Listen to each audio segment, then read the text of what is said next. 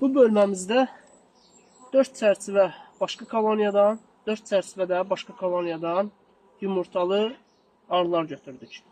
Bu arılar bir-birlərini qırmırlar, bir-birlərini öldürmürlər. Niyə görə? Çünki heç biri bir-birinin yuvasına girməyib. Bu fərqli bir yeşikdir.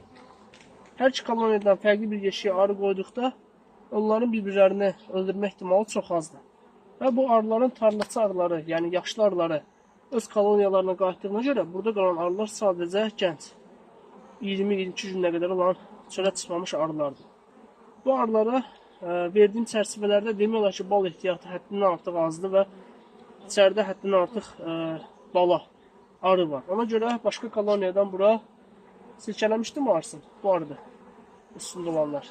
1 kiloqrama yaxın güləmli ballı çərçivə verəcəm və ağzını bağlayıb aparıb münasib bir yeri qoyacam.